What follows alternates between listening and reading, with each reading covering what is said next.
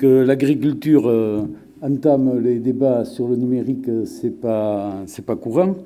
Mais je pense... Et c'est pas incongru non plus, on est d'accord. Non, c'est un A aussi, hein, mais c'est pas le A d'agriculture ou d'agroalimentaire, c'est peut-être le A de l'ancienneté dans les fonctions de président de nouvelles régions au niveau économique. On avait une tradition dans l'ancienne Aquitaine, alors qu'on a eu le plaisir de partager avec nos collègues qui nous ont rejoints dans la nouvelle Aquitaine, mais c'est de chasser en meute sur des grands thèmes de l'économie, avec l'artisanat, le commerce et l'industrie et bien sûr l'agriculture. Et ces grands thèmes, aujourd'hui, c'est le numérique. Il y en a eu plusieurs sur le management des entreprises. Il y en aura peut-être encore sur la transmission des entreprises. Mais si on veut défendre l'économie, il faut que tous les acteurs, avec leurs spécificités propres, s'y penchent. Et on a eu la chance, dans notre région, d'avoir une oreille plus qu'attentive d'Alain Rousset, son président. C'est même l'ami de l'économie, c'est un ami pour les agriculteurs, mais c'est l'ami de l'économie, de l'entreprise. Et je crois que se pencher entre nous trois, mais aussi avec l'adhésion de la collectivité territoriale, c'est une chance pour nous organiser, parce qu'on est plus que dans une évolution. On serait dans une évolution si ça n'allait pas plus vite, mais je crois, et ça a été un petit peu dit, on vit une révolution permanente, avec une adaptation qui est quelquefois plus courte que la durée de vie de nos investissements. Ça veut dire qu'au niveau agricole notamment, mais on le partage avec mes collègues des autres secteurs, on a des durées d'amortissement qui sont souvent plus longues que l'aboutissement de nouvelles technologies. Et ça, c'est un des problèmes qu'on aura à étudier tous ensemble, parce qu'il y a des manières de financer les choses qui doivent aussi être innovantes pour ne pas bloquer une entreprise ou une exploitation agricole dans les starting blocks lorsque tout le monde débarque. Tout à fait, Dominique Grassi. Il y a un autre problème, et vous incarnez peut-être plus encore, même si évidemment la Chambre tout à l'heure de l'artisanat nous en parlera, mais c'est l'égalité ou l'inégalité face au numérique sur le territoire en milieu rural. Est-ce qu'aujourd'hui c'est quelque chose que vous portez, que vous défendez, et quels sont les moyens que vous attendez aujourd'hui ? Oui, on a, comme mes collègues, peut-être nous au niveau agricole un peu plus que d'autres, parce que entre le Pays Basque et la Souterraine, il y a beaucoup de territoires qui ne sont pas tous bien couverts. Nous, on a 4... Dites pas trop mal du Pays Basque et du Béarn quand même, parce que le vice-président de la région qui est arrivé. Non, mais j'en dis pas mal, Bernard Uturi, d'accord. D'abord, on est à peu près aussi excentrés l'un que l'autre par rapport à Bordeaux. Alors, donc, et concrètement, qu'est-ce qu'ils attendent les ressortissants par rapport à ça ? Moi, je crois quand même que le numérique... C'est une vraie remise en cause dans toutes les exploitations agricoles et dans les filières aussi, parce qu'on a des filières qualité. Il y a 216 signes qualité dans la région. Mais derrière cette image traditionnelle du produit agricole, il y a besoin de beaucoup de modernité pour faire ces produits et pour faire la traçabilité des produits aussi. Donc les besoins, ils sont au nombre de 4. Le premier besoin, c'est la rentabilité des systèmes.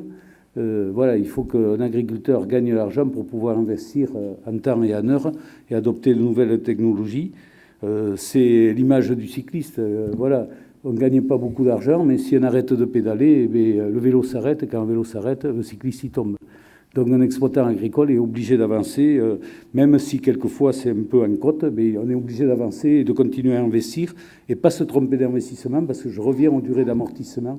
Il faut quand même qu'on soit très éclairant, et nos chambres consulaires ont un rôle énorme à jouer là-dessus. Thierry Pro, à l'instant, parlait de la peur d'investir par rapport au numérique. Vous pensez que l'agriculture est plus concernée que d'autres secteurs, compte tenu peut-être des difficultés de certaines entreprises, ou pas plus ? Je pense que la vraie peur, c'est la peur de remettre en cause son entreprise. On va le voir avec... C'est pas la peur d'investir. Ouais. Un chef d'exploitation agricole ou un entrepreneur, il est là pour investir et pour préparer l'avenir. Mais le numérique, par exemple, c'est une vraie remise en cause de l'entreprise. Et c'est souvent très difficile d'adapter la robotisation, le numérique, sur son atelier traditionnel. Il faut très souvent aborder une construction neuve pour faire la transition et partir sur bonne base. Mais c'est la remise en cause, comme dans beaucoup de domaines, qui fait peur avant qu'on l'aborde. Il vous restait 2 points, je vous laisse terminer. Il m'en reste 3. Pardon. Vous me laisserez terminer aussi. Essayez d'en griller un. La deuxième chose, c'est l'accompagnement financier. On a la chance au niveau agricole d'avoir un plan de compétitivité agricole qui prend en compte ces domaines-là. Mais il faut qu'on ait des outils financiers qui soient remis en cause aussi, qui permettent de revenir plus vite à l'investissement au fur et à mesure de l'évolution des techniques. Le troisième point, c'est peut-être le plus important, je partage avec mes collègues, on en parlait tout à l'heure, c'est la couverture au débit de la région, parce qu'on a des exploitations partout. Et c'est sûr qu'on peut avoir des systèmes numériques autonomes fermés. Mais enfin, l'intérêt d'un système et la fiabilité d'un système numérique, c'est que quelqu'un, même s'il est à 500 ou 1000 km, puisse prendre la main en cas de problème et qu'on ne bloque pas l'exploitation. Donc là, on est dans l'attente. On est dans une attente d'égalité. On est dans l'attente d'égalité territoire face au numérique, bien sûr. Et le dernier point, ça a été abordé, je ne vais pas m'y étendre, c'est la formation, tout simplement. La formation, l'accompagnement. Faire sortir les agriculteurs, pour ce qui me concerne, de chez eux.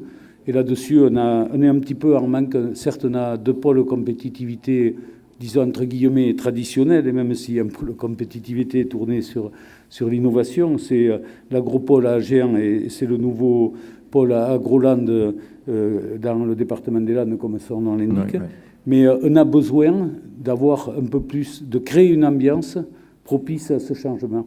Et là, Groland, et je terminerai par là, on a vécu, vous avez tous suivi, et ce n'est pas tout à fait terminé d'ailleurs, la crise aviaire, qui a mis à genoux un des fleurons de notre agroalimentaire sur le foie gras.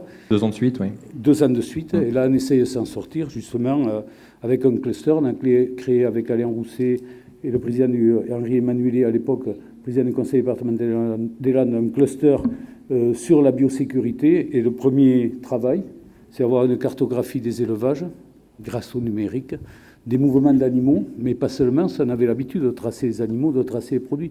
Mais il faut aussi tracer en même temps les camions, les contenants et les équipes qui travaillent. Donc il y a une traçabilité qui est multipliée par 4, il n'y a que le numérique qui peut apporter la sécurité pour avoir cette vraie cartographie.